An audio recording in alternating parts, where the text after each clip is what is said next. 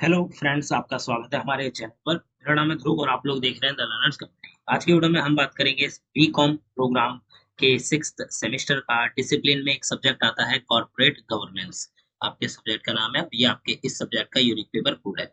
आज की वीडियो में मैं इस सब्जेक्ट का प्रीवियस ईयर का एक क्वेश्चन पेपर लेकर आया हूँ। आज की वीडियो में हम इस क्वेश्चन पेपर को कंप्लीट देखेंगे और देखेंगे किस टाइप के जो है क्वेश्चंस आते हैं आपके एग्जाम में, ताकि आप लोग प्रिपरेशन कर सके। और अगर आप लोगों को इस क्वेश्चन पेपर की कंप्लीट आंसर वीडियो भी चाहिए तो आप लोग कमेंट जरूर करिएगा। हम लोग जल्द से जल्द आपके कमेंट्स के बाद इसकी आंसर वीडियो आप लोगों के लिए लेकर आएंगे, ताकि आप एग्जाम में एग्जैक्ट जो आंसर है वो लिख पाए। सब्जेक्ट की अगर हम बात करें तो टोटल 3 घंटे दिए जाएंगे। 90 नंबर का जो है आपका क्वेश्चन पेपर आपको देखने को मिलेगा। ठीक है। और जो क्वेश्चन पेपर है उसमें सारे क्वेश्चन आपको अटेम्प्ट करने होंगे। सारे क्वेश्चन इक्वल मार्क्स के होंगे, कोई भी क्वेश्चन कम या ज्यादा नंबर का आपको देखने को नहीं मिलेगा। ठीक है। अब अगर मैं बताऊं कि आपको कि क्वेश्चन जो है वो किस किस तरीके के देखने को मिलेंगे, तो यहाँ पे आप क्वेश्चंस को स्टडी कर सकते हैं। ठीक है। अब देखते हैं क्या क्या पूछा गया है।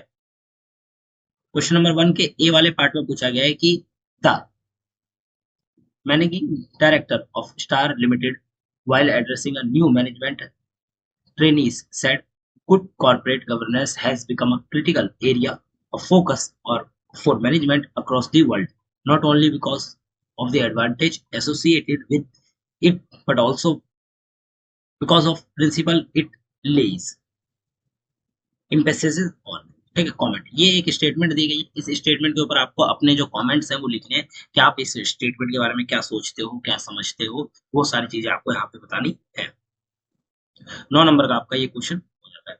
बी वाला पार्ट आता है। यहाँ पे आप देखेंगे कि what is stakeholders theory stakeholder theory of corporate governance. ठीक है। Stakeholder theory of corporate governance क्या है ये आपको बताना है। How is it different from agency theory, और ये जो एजेंसी थ्योरी होती है उससे किस प्रकार से अलग है ये आपको यहाँ पे बताना है। तो लगभग हर एक क्वेश्चन आपका 18 नंबर का होगा। 9 नंबर के उसमें 2 पार्ट हो सकते हैं। 9 नंबर से कम के कहेंगे तो अगर 3 पार्ट आपको देखने को मिल सकते हैं। क्वेश्चन नंबर 1 में और वाला ऑप्शन देखने को मिलता है। चाहे तो आप ऊपर के ए और बी कर सकते हैं, चाहे तो आप नीचे वाले सी और डी कर सकते हैं। सी में अगर आप देखेंगे तो as we navigate the challenge of 21st century, the timeless insight of Kautilya's Arthashastra can guide corporate towards ethical and responsible governance and probably check corporate skill will educate। तो अगर हम लोग क्वेश्चन में ये पूछा गया है कि अगर हम नेविगेट करते हैं किस तरफ, अगर हम ढूंढते हैं चैलेंजेस को 21वीं सदी में। ठीक है। तो टाइमलेस इंसाइट ऑफ कौटिल्य अर्थशास्त्र, कौटिल्य ने जो अर्थशास्त्र लिखी थी वो हमारी हेल्प कर सकती है। ठीक है। किसको? एक जो कॉर्पोरेट है उसको एथिकल बनाने में, रिस्पॉन्सिबल बनाने में, और कहीं ना कहीं स्कैम्स को फाइंड आउट करने में भी हमारी हेल्प कर सकती है। तो इसके ऊपर आपको अपने जो वर्ड्स है वो आपको यहाँ पे बताने। यही में आपसे पूछा गया Indian model of governance is loosely based on Anglo Saxon model elucidate. ठीक है। इलेडुकेट का मतलब यहाँ पे एक्सप्लेन ही हो जाता है एक तरीके से। ठीक है।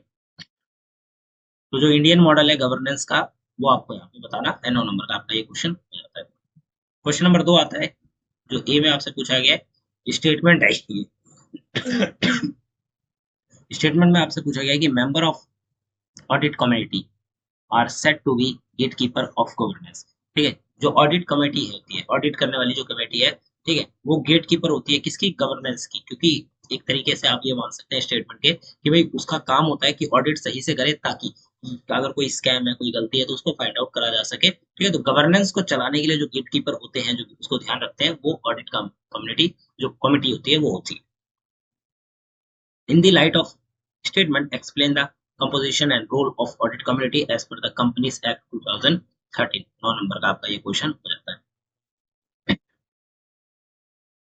बी वाले पार्ट में आपसे पूछेगा what do you mean by corporate social responsibility, explain Gandhi ji trusteeship model of corporate social responsibility. आपको यहाँ पे बताना है। 9 नंबर का आपका हो जाता है। फिर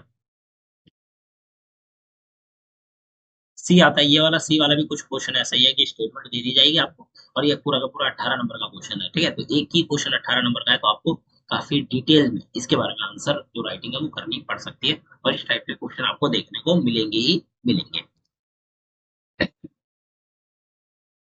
आप पढ़ लीजिएगा, आगे बढ़ते हैं। क्वेश्चन नंबर 3 आता है, दोनों नंबर के दो पार्ट दिए गए हैं, ठीक है। The European scandal is one of the largest in the US corporate history, explain. जो सॉरी, यूरोप मैंने एनरॉन, जो एनरॉन स्कैंडल हुआ था, ठीक है, वो लार्जेस्ट है यूएस कॉर्पोरेट की हिस्ट्री में, सबसे बड़ा स्कैंडल है, तो उसके बारे में आपको बात करनी है। बी में आपसे पूछा गया mention important element of Cadbury code और कोड ऑफ कॉर्पोरेट गवर्नेंस, ये आपको यहाँ बताना है। और वाले ऑप्शन में सी और डी आ जाते हैं, तो यहाँ पे देखते हैं, discuss the responsibility of board of director as laid down by G20 या फिर OECD प्रिंसिपल्स, ये आपको यहाँ पे बताना है। 9 नंबर का आपका ये क्वेश्चन हो जाता है।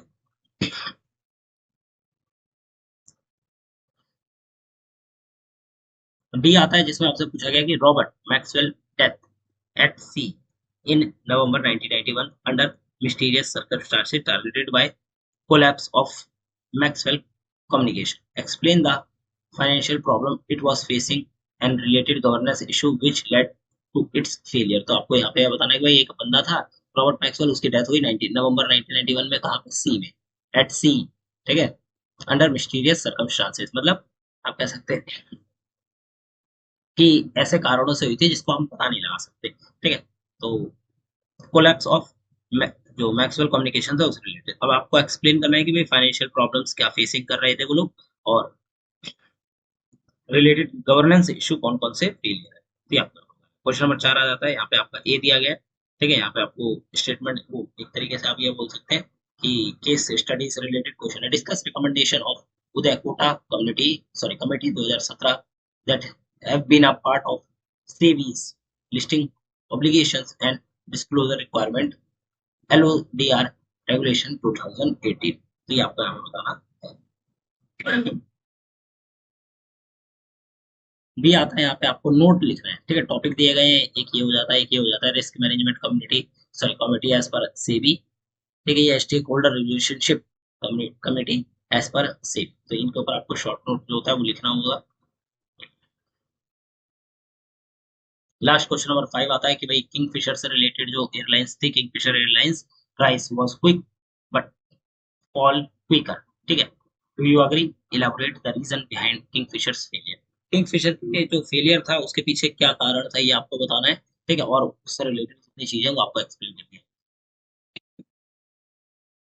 बी में आपसे पूछा गया what were the reason behind Yes Bank crisis, Yes Bank का जो क्राइसिस था उसके पीछे क्या रीजन थे बताना है। व्हाट मेजर जो measures were taken by RBI to regulate this crisis, और भाई जो आरबीआई है उसने भाई कौन कौन से आप कह सकते हैं कि स्टेप्स लिए थे ताकि ये जो प्रॉब्लम हो, क्राइसिस आ रहा था, इसको मिटिगेट किया जा सके, ठीक है। तो ये आपका और सी आ जाता है आपका लास्ट 18 नंबर का, powerful executive and auditor recklessness are two of most two of the important common governance problem that led many scams. He'll educate the statement by giving example from the at least 3 schemes, और यहाँ पे आपको इस statement को भी explain करना है और साथ में 3 एग्जांपल्स के साथ इसको बताना है, ठीक है। तो ये हो जाता है आपका यहाँ पे क्वेश्चन पेपर कंप्लीट। यहाँ पे हिंदी में दिया गया, आप पढ़ सकते हैं। ये पहले वाले का हो जाता है, ये बी आ जाता है, फिर ये सी आ जाता है, डी आ जाता है, फिर सेकंड में अगर देखेंगे तो ए और बी, यहाँ पे आपका सी भी आ जाता है, ठीक है। तो इस टाइप के क्वेश्चन आपको देखने को मिलेंगे। फिर ये क्वेश्चन नंबर 3 आ जाता है, जिसमें ए और बी दिया गया है, फिर और के ऑप्शन के साथ आपका सी और डी भी दिया गया है, ठीक है। क्वेश्चन नंबर 4 आता है, जिसमें 2 टॉपिक दिए गए हैं, एक टॉपिक आपका ये वाला है, तो उसके बाद ये आ जाता है, यहाँ पे आपके 2 टॉपिक दिए गए, इन दोनों के ऊपर आपको एक्सप्लेनेशन देनी है। या फिर आप कर सकते हैं सी वाला पार्ट, जो कि पूरा का पूरा 18 नंबर का है आपके लिए, ठीक है। तो फिर क्वेश्चन नंबर 5 आता है केस स्टडी रिलेटेड, ये ए, ये बी और ये आपका सी। तो यहाँ पे आपका जो कंप्लीट पेपर है कॉर्पोरेट गवर्नेंस का कंप्लीट हो जाता है बीकॉम 6 सेमेस्टर का प्रोग्राम के लिए, ठीक है, बीकॉम प्रोग्राम 6 सेमेस्टर और कॉर्पोरेट गवर्नेंस कंप्लीट पेपर होता है। वीडियो अच्छी लगी तो लाइक शेयर सब्सक्राइब करिएगा, और डिस्क्रिप्शन बॉक्स में दी गई लिंक से आप लोग हमारे साथ जुड़ सकते हैं। मिलते हैं अगली वीडियो में। Thanks for visiting on my channel guys.